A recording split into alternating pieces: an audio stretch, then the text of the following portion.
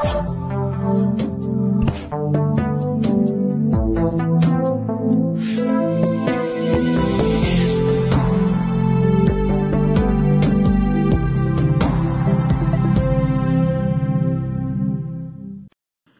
šajā svētdienā jūs varat tikai iedomāties, ka pēc draudzes vecākajiem jāstāv priekšā un jālasa mācība vai sprediķis, un mācītājs sēž pirmajā rindā. Jā, tāpēc, kad Dievs bija žēlsirdīgs, un viņš viņu atgriezis mums ātrāk, nekā mēs bijām visi domājuši. Jā, tā kā paldies par jūsu lūgšanām. Šodien mūsu rakstu vieta, kuru mēs skatīsim, būs no Mateja evaņģēlija, no 19. nodaļas, no 13. līdz 30. pantam. Tad ļaudis atnesa bērniņus pie Jēzus, ka viņš tiem rokas uzliktu un par tiem aizlūgtu, bet mācekļi viņus norāja. Taču Jēzus sacīja: Laidiet bērniņus pie manis, neliedziet tiem, jo tādiem pieder debesu valstība. Un uzlicis tiem rokas, viņš devās projām no turienes. Un redzi, kāds jauneklis pienācis klāt, jautāja: Skolotāji, ko man labu darīt, lai man būtu mūžīgā dzīvība? Un Jēzus tam atbildēja: Ko tu man jautā par to, kas labs? Viens vienīgais ir labs. Bet, ja tu gribi iet dzīvībā, tad ievēro baušļus. Un tas jautāja: Kurus? Viņš atbildēja: Nenogalini, nepārkāp laulību, nezodz, nedod nepatiesu liecību, godā savu tēvu un māti un mīli savu tuvāko kā sev pašu. Jauneklis viņam sacīja: To visu esmu pildījis, kā man vēl trūkst? Un Jēzus tam sacīja: Ja tu gribi būt pilnīgs, ej pārdod visu, kas tev pieder, izdāvā nabagiem, tad tev būs manta debesīs, nāc un seko man. Bet jauneklis šos vārdus dzirdēdams aizgāja bēdīgs, jo tam piederēja lieli īpašumi.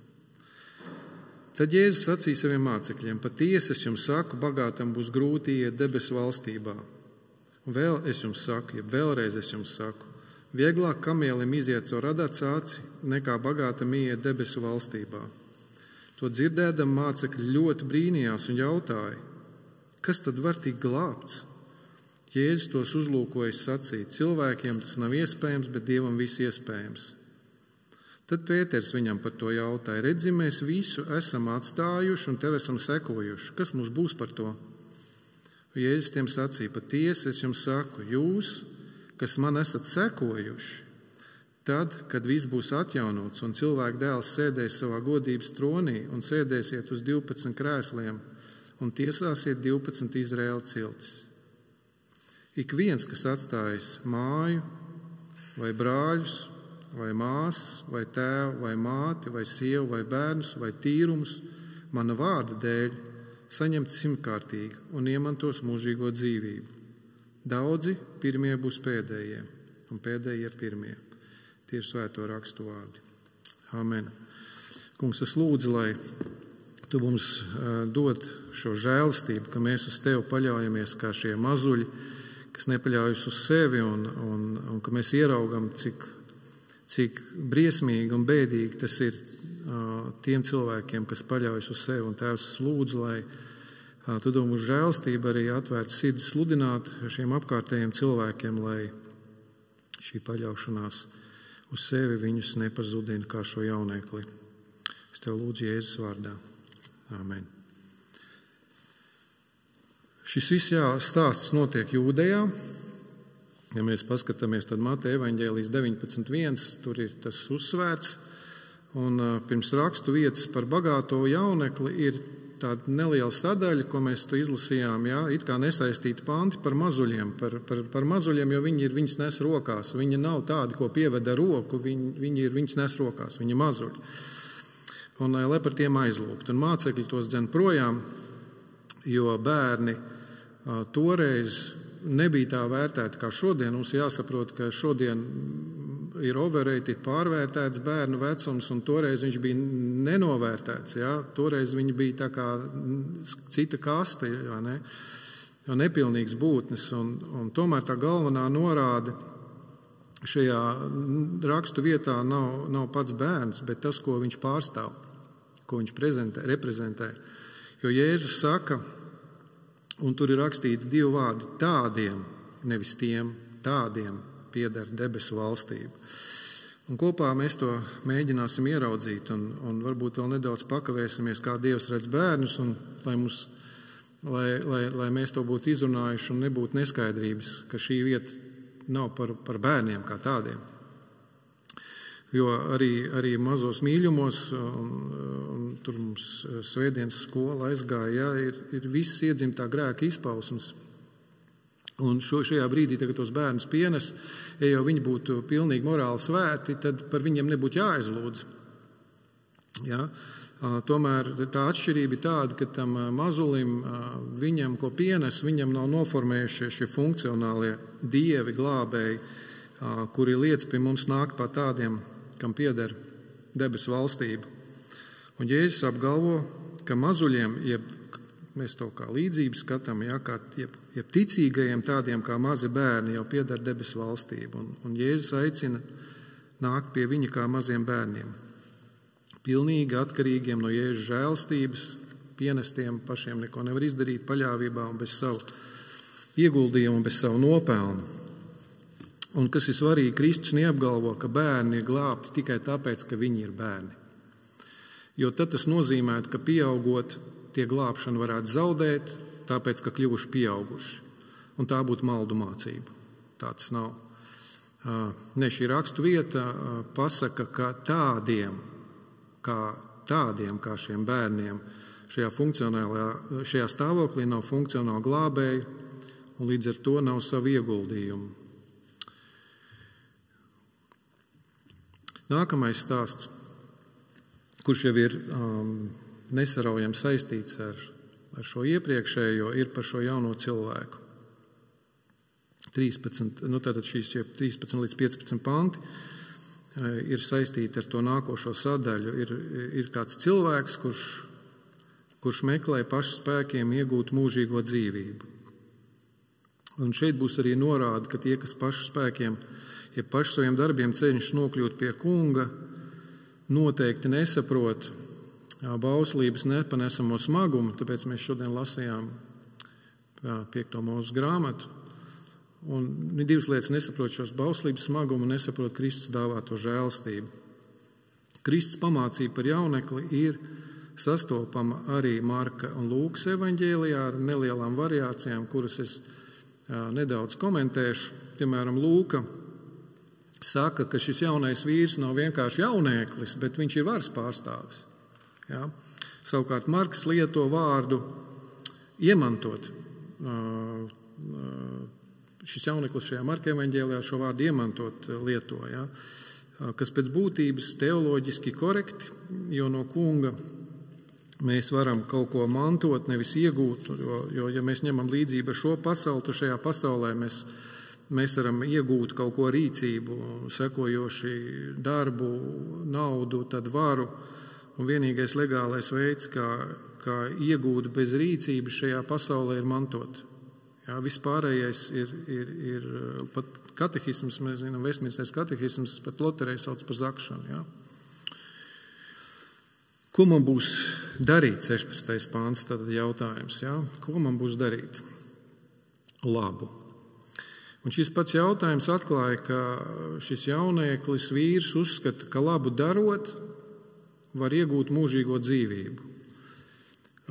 Atkāpjoties atpakaļ par mazuļiem, viņi par to nedomā, viņiem nav šī koncepta vispār, ka viņiem būtu kaut kas jādara.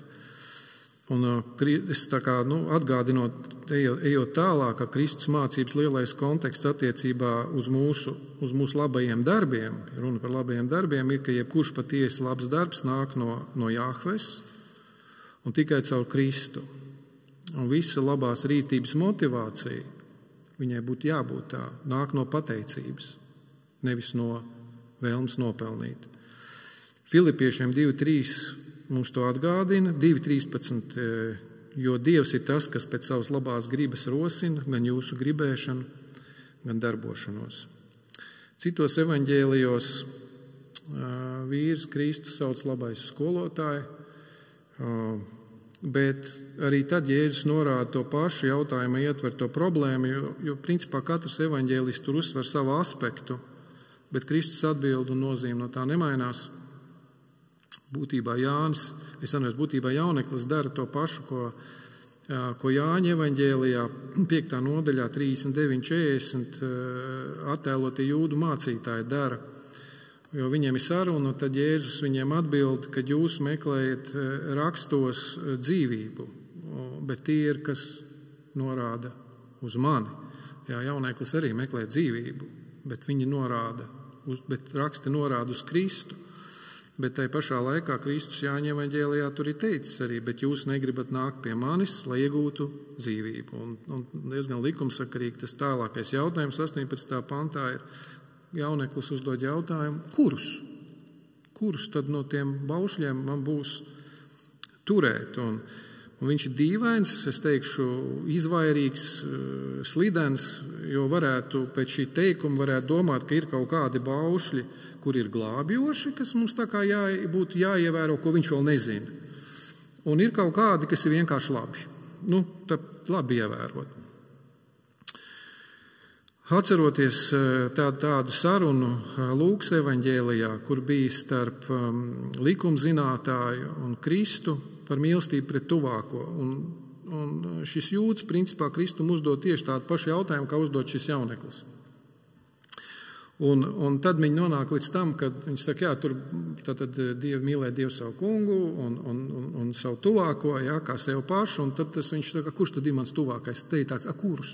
Tos baušļus, kurš tad ir mans tuvākais? Ja? Tā savā ziņā šeit parādās likuma nespēja labot sirdi, jo zināt likumu un darīt pēc Dieva prāta, tās ir dažādas lietas.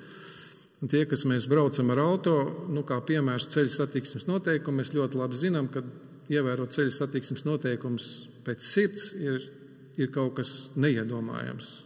Ja? Mēs varbūt garām skolai braucam tur, kur ir 30, tāpēc, ka tur ir bērni. Mums nebūtu jāsaka nevienam, 30, bet visas pārējās vietas, varbūt es par sevi runāju, ja? Bet principā es ceru, ka ceļa satiksmes noteikumu piemērs šo to mums pastāsta, ja? Par likumu un garu. Bet mums zinot evaņģēliju, mēs jau tā nevaram izvairīties, mēs evaņģēliju zinām, Kristus atbild nepārsteidz, jo viņš atbild uz jautājumu zinot vīra sirdi. Jo likums saka skaidri, un galatiešiem Pāvils to citē, galatiešiem 3.12. Tātad bauslība nebalstās ticībā, bet kas pilda bauslību, tas gūs dzīvību tajā. 2. Mūzes 30.16. To es tev šodien esmu pavēlējis, mīlēt kungu savu Dievu, staigāt viņa ceļus, turēt viņa baušļus, likums un tiesas. Tad tu dzīvosi. Ja, un vairosies, un kungs tavs Dievs tevi svētīs tajā zemē, kur tu iemantot. Un 18.19. tad atbildot, Jēzus apzināti nosauc, mēs dažādi sauc galdiņi, baušļi, bet principā tie vai horizontāli, vai vertikāli, tie, kas attiecās uz cilvēku rīcību, uz mūsu dzīvi šeit baušļi, ja, vai tie, kas attiecās uz Dievu pielūgsmu, pirmie 3 Dievu pielūgsmus baušļi, un Jēzus apzināti nosauc tikai horizontālos baušļus. Jo šos nav iespējams turēt, ja netiek turēti pirmie 3. Un Jēzus atbildē arī nav ieturēta dekaloga kārtība, ja jūs pamanījāt, un dekalogā nav arī tāda baušļa mīli savu tuvāko. Tas parādās 2. Mūzes grāmatā, bet, protams, tā ir tikai loģiska un patiesa dedukcija, un Kristus to arī atklāja savā sarunā ar farizējiem Mateja evaņģēlijā, 22. nodaļā. 3.6.40, kur viņi prasa, tad, kurš tad ir nozīmīgākais bauslis, un Jēzus saka, mīli Dievu savu kungu ar visu sirdi, visu savu dvēseli, visu savu prātu. Šis ir pats lielākais un pirmais, bet otrais tam līdzīgs, mīli savu tuvāko kā sev pašu. Un svarīgi, šie 2 baušļi pamatā visai bauslībai un praviešu mācībai. Ja, tātad Kristus 2. bauslis, viņš apvieno visus horizontālos baušļus, visu praviešu mācību. Un Jēzus mērķtiecīgi ar savu norādi par bagātību viņam arī demonstrēja, ka šim jaunēklim, varas pārstāvam ir cits funkcionālais glābējs, paša darbi, kuru, protams, nevis glābi, bet pazudina. Tātad neturot pirmos baušļus, pirmos 3 nav iespējams turēt tos pārējos. Un tieši šeit slēpjās laicīgās morāles slasts, jeb apmāns. Es domāju, ka jūs nereiz esat dzirdējuši, ka cilvēki saka, es esmu Dievam pieņemams, viņš savā iztēlē, kā izdomā savu Dievu, un tad, kad viņš ir pieņemams, jo viņš nav nec nogalinājis, nec zādzis, nec pametis vecākus bez uztura līdzekļiem, jo vai tad tas nav pats galvenais? Ja? Vai tad mīlestība nav tā, kas visu definē, pat ja tā ir tā, kā es to izjūtu, pēc manas sapratnes, pat ja tā ir pretēji Dieva definīcija, vai tad tā nav? Bet izrādās, ka tā nav.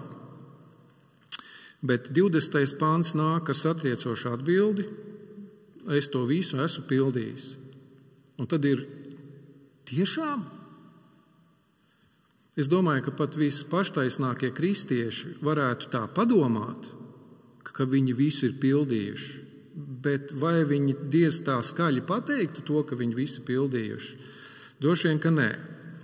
Un tad ir jājautā šim jaunietim, ja jau reiz viņš ir visu pildījis, kāpēc tad viņš vēl satraucas par nokļūšanu Dieva ķēniņu valstī? Kāpēc viņš iedomājās, ka viņam kaut kas trūkst? Jā. Pāvils Romiešiem 7, 9, 10 līdz 10 saka, bija laiks, kad es dzīvoju bez bauslības, bet bauslim atnākot, grēks atdzīvojās un es nomiru.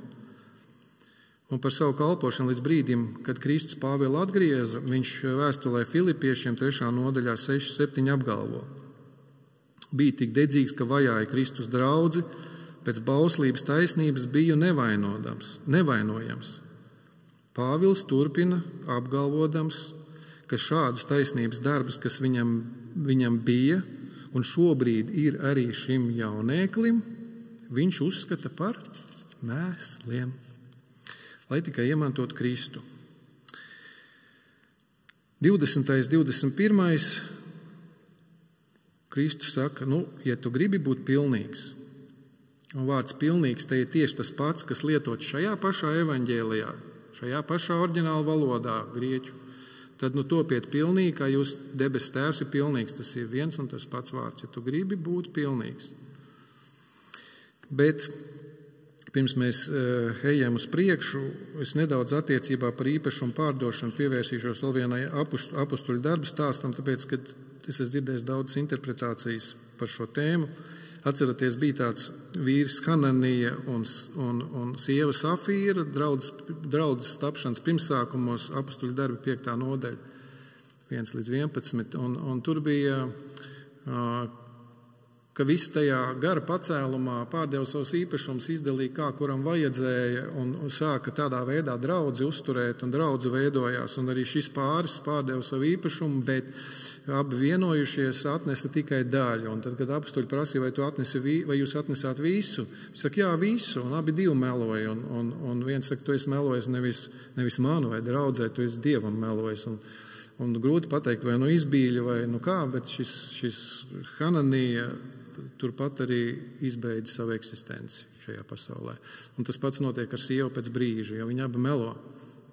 Un kas ir svarīgi? Svarīgi ir, ka jaunajā derībā nebija prasība, ka obligāti pārdot vai ziedot draudzē šādā veidā, pārdodot īpašums. Tā bija tikai brīva izvēle, un apustulis Pēters, viņš saka, vai tad tas nevarēja palikt tavā īpašumā, un vai tad, ja tu viņu pārdevi, vai tad tas joprojām nebija tavā rīcībā?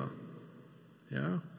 Un jāsaprot, ka te ir drusku kaut kas cits, kas šajā rakstu vietā notiek. Ja? Mums jāsaprot, ka Kristus neievieš jaunu glābšanas noteikumu.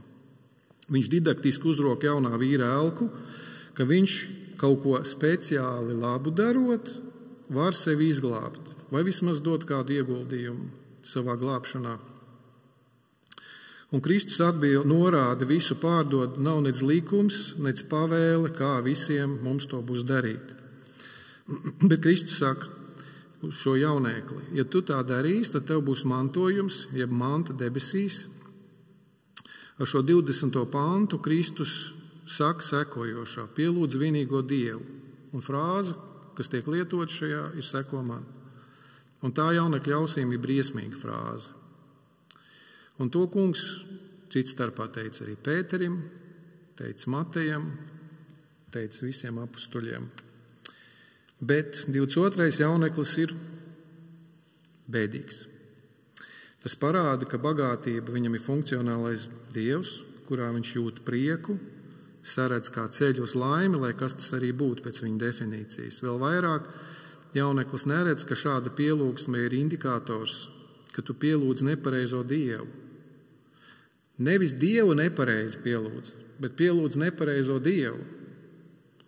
Un viss, kas tev vajadzīgs, ir sekot Kristum. Tas ir paradoks, ko mēs arī novērojam šodien, un rakstos tas daudzkārt ir, ka neviens, kurš citai bauslību vai likumu, nekad neuzskatīs sev par neticīgu. Viņš teiks, es ticu Jahvēm, radītājam. Jā, tomēr Kristus neskaitāmas reizes norāda, ka tikai augļi parāda, vai cilvēka glābējs ir Kristus, vai tomēr tikai kāds funkcionāls dievs, kas var radīt prieku un apmierinājumu līdzīgi kā zelta teļš, tad, kad Mozus bija Horeba kalna stāvēja un kāpa Horeba kalnā, atnāca atpakaļ, un tur tauta jau apgrēkojusies, izlēja uz zelta teļu. Ārons teica, svētki kam? Jahvēm. Jā, Āronam arī nebija sarežģīti Jahves vārdu ņemt mutē, jā, un teikt, ka šis ir tagad jūsu dievs. Tas viss ved pazušanā, un tas viss ir vēl pie tam ar kunga vai Jahves vārdiem uz lūpām, un mēs zinām, Kristus ir atsevišķās vietās teicis, jūs man teiksiet, kungs, bet es jūs nepazīstu. Tam nav nekādas nozīmes. Bet padomāsim, kad es šo rakstu vietu gatavoju, tie jautājumi uzspēlēt grib, tāpēc, ka raksti viņi uzrunā un viņi baro un viņi arī dedzina, analizē un liek kaut kā reaģēt. Tas tā jābūt, tie dzīvi raksti. Un tad jautājums ir, kas mums no materiālās pasaules atņemts, iedzītu mūsu izmisumā? Kas ir tas, ko mēs visvairāk baidamies zaudēt? Neatbildiet uzreiz, tas ir sarežģīts jautājums. Vai arī otrādāk, varbūt ir kaut kas, no kā mēs atbrīvojušies, justos laimīgi. Divas galējības. Un, protams, tas ir tikai virziens, kā censties atpazīt savus pazudinošos elkus. Un es gribēju kaut kādu piemēru dot, bet es sapratu, ka tā ir lieta, ko ar piemēriem ir grūti nodemonstrēt, jo tas skar katra personīgās un dziļākās jūtas. Bet svarīgi ir kā piemēri tikai piebilst, ka, piemēram, ne visas zaudējuma bēdas norāda uz elku. Jā, ir normāli, ka zaudējot tuvinieku mēs sērojam. Tas neatiecās uz šo, tāpēc ir ļoti grūti piemērus iedot, bet ir virziens, kur ar kunga palīdzību var vētīt. Zālamans mācītājs 5. nodaļā 12 saka par bagātību. Es esmu redzējis ļaunu postu zem saules, ka bagātība nāk savam īpašniekam par postu. Un Jēkabs saka, tad bagātie raudiet vaimanādam par postu, kas jūs sagaida. Jūsu bagātība ir sapuvusi, jūsu drēbes kožas ēstas, jūsu zelts un jūsu sudrabs ir sarūsējis, un šī rūsa jums būs par liecību un apurīs jūsu miesas kā uguns. Jūs esat krājuši savu mantu laiku beigās. Jēkabs šeit nerunā par zeltu kā metālu, un to saprata cilvēki toreiz, jo viņi tāpēc zelts tika izmantots kā maiņas līdzeklis, jo viņš nekorodē. Ja? Zelts nekorodē, un kas ir svarīgi, ka bagātajiem parasti nav nekas caurumains, nec sarūsējis, un viņi nelāpa zeķis, un viņi auto apmaina, kamēr vēl nav sarūsējis, vai ne? Tāpēc šeit runa ir par dvēseles korupciju. Un jauneklis ir bēdīgs tāpēc, ka šis elks viņam, šī bagātība, ir mīļāks par kungu. Un atkal tests atgriezt sirds priecājas un ietgriezt bēdājas. Jā, Mateja evaņģēlijā 13. nodaļā 45-46 ir tā līdzība par pērli, kur debesu valstība, Kristus to dod. Jā, vēl debesu valstība ir līdzīga tirgotājiem, kas meklē labas pērles, atradis vienu ļoti vērtīgu, viņš iet un pārdod visu, kas tam ir, un iegādājās to. Atgriezt sirds priecājas. Un 2. korintiešiem 2:15-16, jo Dievam mēs esam Kristus labā smarža, gan to vidū, kas tiekam glābti, gan to, kas iet pazušanā. Vieniem tā ir nāvis smarža, kas nes nāvi, otriem dzīvības smarža, uz dzīvību. Un šim jauneklim tā ir nāvis smarža. Viņš arī bēdājas, jo iegūtā peļņa jādod nabagiem. Iespējams, ka viņam vairāk vieglāk būtu visu pārdot un naudu iemest jūrā, nekā kādam, kurš to nav pelnījis, neko darījis, lai to iegūtu. Un lai jūs saprastu to emociju, un es domāju, ka jūs to esat piedzīvojuši, jūs pazaudējat 10 eiro, vai jums nozog 10 eiro, tās ir dažādas emocijas, kaut gan zaudējums ir tas pats. Jo kāds ir kaut ko paņēmis jums, ko jūs esat strādājis, un šeit ir tā emocija, liela īpašuma jāpārdod, nu tagad es šito atdošu, un tagad kas man ir viņš jādod tiem, kas neko nav darījuši. Jūs zināt, kādas pirkstus tajā brīdī cilvēki parasti rāda. Jā, visbeidzot, viņš ir bēdīgs par vissvarīgāko, jo viņam jāatsakās un jāsako Kristum. Šie panti nemāca visiem ticīgajiem visu pārdot un atdot nabagiem. Viņi nemāca to. Tie nemāca staigāt skrandās, tie nemāca nemainīt auto, kamēr nav parādījusies rūsa. Nepārprotiet, tas nav tas, kas šeit ir domāts. Šie panti māca, ka jebkurš cits Dievu aizvienojošs elks ir pazudinošs. Un es jums no savas dzīves pastāstīšu, kā ārsta dzīves piemērus, kur tie ir pazudinājuši reāli cilvēkus. Es nesaukšu uzvārdus, kad es biju jauns rezidents, bija viens manā nozarē ļoti talantīgs ķirurgs. Viņš saslima ar herčencefalītu, un viņš vairs nevarēja operēt. Viņam sāka trīcēt rokas, un tā vietā, lai viņš pārkvalificētos, viņš, kā jūs domājat, ko viņš izdarīja? Viņš izdarīja pašnāvību. Jā.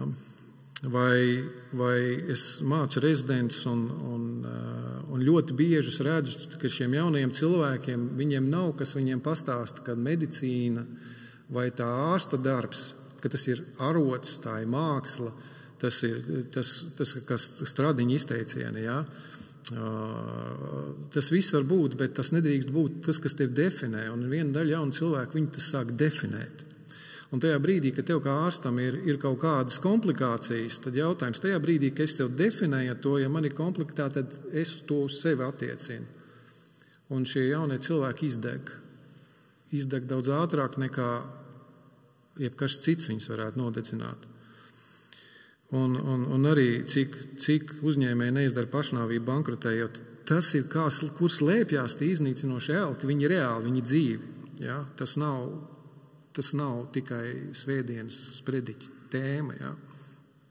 Jāsaprot, ka darbs un turība paši pa sevi nav grēks, jo pat Pāvils tiem, kam ir Dieva dota rocība, darba spējas, bet neko nedara, lai nodrošinātu savu ģimeni, skaidri pasaka. 1. Timoteja vēstule 5.8. Bet ja kāds par savējiem negādā, sevišķi par mājniekiem, tas ticība ir atmetis un ir sliktāks par neticīgo. Ja? Nereti mēs sev apmānam tieši ar šo, ka bagātība man ir vajadzīga, lai rūpētos par ģimeni. Mēs savu sirds vilkni uz bagātību pārdefinējam par vēlmi būt turīgiem, un tas labāk skan. Mums bērniem vajag labu izglītību, man šo auto vajag, lai ērti atbraukt mājās, es darbā kā ķirurgs esmu noguris, un es gribu braukt mājās ar labu auto. Es taču esmu smagi strādājis, rūpējies par ģimeni, vai arī šī lielā māja man ir vajadzīga, lai katram bērnam būtu sava istaba, un tā tālāk. Un tā joprojām šis grēks ir briesmīgi viltīgs. Reizēm ar svētā gara palīdzību mums to parāda mūsu augļi, reizēm Dievs mūs uzrunā caur rakstiem, reizēm to mums pasaka kāds brālis vai māsa, bet tā mana pieredze un mūsu pieredze droši vien ir tāda, ka labāk, kad to parāda man augļi vai raksti, jo vai tad mēs kādu uzklausīsim, kas ir mazāk turīgs par mani. Ko tu man vari iemācīt, vai ne? Un te jau parādās tas grēks. Jā. Tā kā smilšs, kas tai pats tāds. Jā. Kā jau teicu, šeit bagātība šajā piemērā ir elks, kas reprezentē visus pārējos elks. Tas nav vienkārši pats par sevi kā bagātība. Man ir draugs arī ārsts no Singapūras. Kad es tur strādāju, viņam liels motocikls pirmo reizi dzīvē, kad uz Honda Goldwing es uzkāpu. Un tas ir fantastisks braucamais. Un viņš ir ticīgs brālis, un viņam braucot uz draudzi, viņam tika pārmests, kad viņš brauca to motociklu uz draudzi, un kad tas ir viņa elks, Un tad viņš pārtrauc darīt, viņš pārtrauc braukt uz to draudzi, to motociklu. Bet tad mums jāsaprot, ka šīs tās situācijas, kad ļoti bieži un biežāk nekā mēs varam iedomāties, tas, kas pamāca vai pārmāca šo te brāli, īstenībā ir tas, kuram tas motocikls ir elks. Nevis tas brālis, kurš brauc to motociklu. Jā. No ārējās rīcības mēs nekad nevaram pateikt, kurš šajā duelī ir elka un kurš ir mīloša brāļa pusē. Tas ir tik žēlīgi, briesmīgi, bet tā ir. Jā. Mūsu sirds ļaunums ir izdibināms tikai kungam. 23:24. Bagātajam grūti iet debesu valstībā. Šādam bagātajam, kā jauneklis, neiespējam. Kalvins, es paskatījos nedaudz Kalvina komentārus, un viņš man pa pārsteigumu, viņš teica, ka rakstīja, ka tajā laikā jūrniecībā šīs visas trosas un mezglas apzīmēja dzīvniekiem vai ar vēja nosaukumiem, un šī trosa kamielis, trose, nevis dzīvnieks. Un ka kamielis, tā trosa caur adata cārts nevar iziet, lai cik liela adata toreiz būtu. Un es esmu dzirdējis arī skaidrojums par vārtiem un kamielu uz ceļiem un visādus citus brīnums, ja? Bet svarīgi ir, lai kāds tas vēsturiskais pamats ir šai līdzībai, mērķis bija parādīt neiespējamo misiju. Ja? Un tāpēc Kristus nevēl 24. pantā to atkārto citā veidā.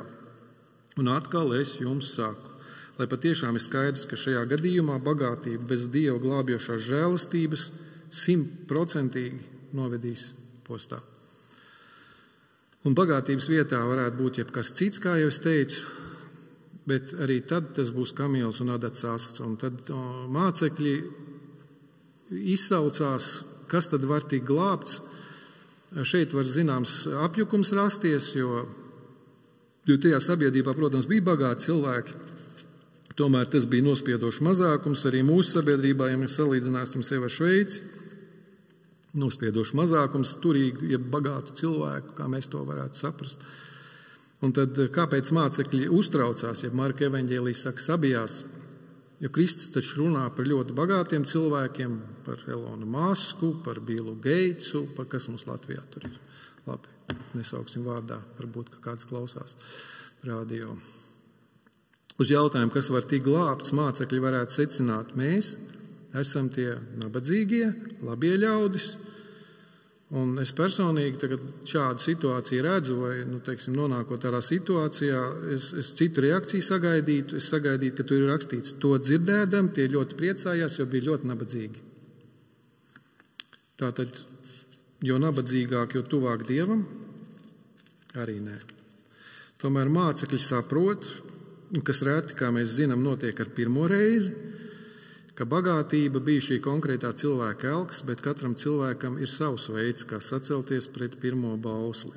Tie nav tikai galēji piemēri, tie parāda mums mūsu dziļo sirds sabojātību, un romiešu vēstule mums to atgādina ar to, ka nav neviena taisnība, neviena. 26. pantā Kristus pasaka, ka lai arī cilvēkam tas nav iespējams, Dievam viss ir iespējams. Un paradoksāli tas, ko viņš apgalvo, ka glābšana ir iespējama arī tie, kuri paši Dievu nemeklē, tie, kuriem ir elki, tie, kuri veiksmīgi aizvieto kungu. Un ja nebūtu šī panta, tad Kristus evaņģēlijs šodien būtu citāds. Daži kristīgie teologi, ideologi to arī tā sludina, it kā šo pantu rakstos nebūtu. Viss ļaunums no bagātības un nav starp bagātajiem divbīgi cilvēki. Tāds kristīgs proletariāts ir jaunā laikmeta volka kultūra. Pāvils romiešiem 10, 20, 21 citēja Jesajas grāmatu.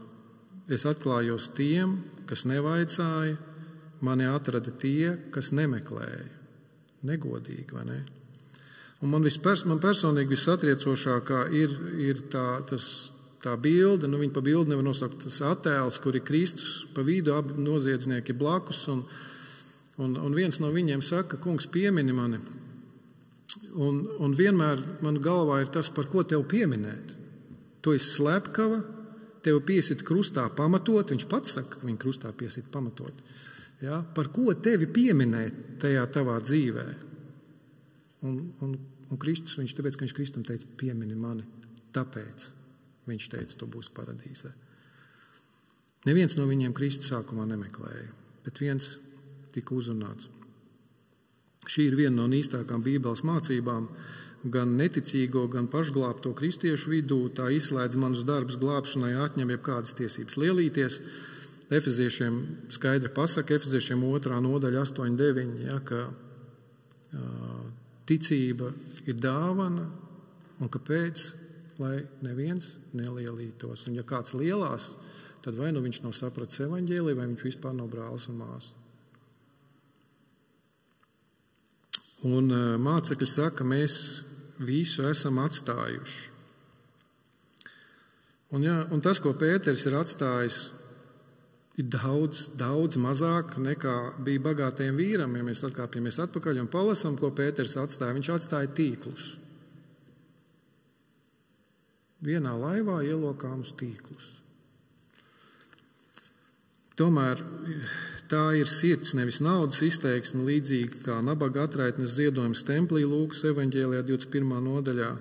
Atceraties, ja, kur nabaga atraitne ziedoja nelielu naudas vienību, kas bija visi viņas mantība, un Kristus salīdzināja, teica, redziet, bagātie tie metuši daudz lielāk, daudz vairāk, bet viņi ir devusi savu visu to, kas viņai bija. Tā ir sirds attieksme. Kristus to zina. Pēters šajā gadījumā bija paņēmis nedaudz greizu atskaites punktu savu mantisko stāvokli, kas galīgi nebija Pētera elks. Kas tad bija Pētera elks? Nezinu, es domāju, ka tā bija drosme, par to mēs varam kādreiz diskutēt, bet Kristus savukārt norāda uz mērķi, kas ir galvenais glābšanā, sekot kungam. Un 28. viņš saka, jūs, kas man esat sekojuši, kad viss būs atjaunots, jūs sēdēsiet. Un Kristus, es domāju, apzināti izlaiž visu atstājuši, norāda tikai uz svarīgo sekošanu. Nevar sekot, ja visus pārējos pielūgsmes objektus neatstāja. Dažiem varbūt ir viss mantiskais jāatstāja, lai varētu sekot Kristum. Dažiem savukārt ir jānožēlo savu tīksmināšanās ar nabadzīgo stāvokli un turīgo un pie varas esošo vainošanu pie visām savām nedienām, lai varētu izskatīties labs savās acīs, salīdzinot ar tiem riebīgajiem, bagātajiem un varas vīriem. Sadaļa sēdēsiet attiecās uz apustuļiem, jo mēs nesēdēsim tajos krēslos. Bet 29. pantā ir tālāk ik viens, tas ir uz draudzi. Ja? Šeit tas attiec uz draudzi, ne tikai uz apustuļiem, te parādās jau mūsu žēlstībā glābto dzīvesveidu iezīmes. Ja? Un šai rakstu vietai jau tagad vajadzētu būt ieviesušai skaidrību, ka Kristus neaicina visu pārdot, pamest vecākus, nerūpēties par tiem, pamest brāļus, māsas, ar piebildi, jo šajā konkrētā pantā kungs taču tā liek. Tas ir cits veids, kā pateikt klausītājiem, ka nav iespējams pildīt likumu, ja netiek pildīts pirmais bauslis. Bet savukārt pirmo bausli var izpildīt tikai Kristus, kuram sekojot un atstājot savus elkus, savu formulu, ko man labu darīt, lai šo formulu atstājot, mēs varam iemantot mūžīgo dzīvību. Mums arī pašiem nav iespējams atjaunot grēku sagrauto, bet būs kāds, kurš atjaunos mūsu vietā, atjaunos zemi, mūsu draudzi. Tāpat mēs mantosim un saņemsim no Dieva gribas un žēlstības, nevis iegūsim paši ar savu, ko labu man būs darīt. Un Kristus nobeidz šo uzrunu jeb līdzību un uzrunu ar 30. pantu, kur saka, daudzi būs, kas ir pirmie, būs pēdējie un pēdējie būs pirmie. Arī mājās paskatieties nākošā nodaļā, viņš izmanto pavisam citu līdzību, bet arī noslēdz ar šo pantu. Tā nākošā nodaļa par apsaimniekošanu vīna laukā, kur tiek uzaicināti dažādos laikos strādnieki, un tas, kas no rīta sāk strādāt, viņam ir viena naudas vienība, un tas denārijs, un tad tie, kas pusdienā arī denārijs, un tie, kas vakarā piesaist, arī denārijs tiek. Un kā, tas taču negodīgi. Un tad viņš saka, vai tava acis skaudīga? Ja? Atkal vēlme nopelnīt ar savu rīcību kaut ko. Ja? Bet arī līdzībā par tautām, no kuras nāks no citurienes un sēdies pie tā kunga galda, Lūkas evaņģēlijā arī Kristus noslēdz ar šo pašu teicienu. Un būtībā tas viss mums liek domāt par pirmajiem, kas ir redzamie pasaulē, strādīgie, par godīgu algu cīnošies, vai ne, tur zinošie, saukti gudrie, piederīgie pie pareizās tautas, rases vai konfesijas, vai mūsdienās pie kādas subkultūras, kā voks, piemēram. Un kas tad ir šodienas kultūrā tie pirmie?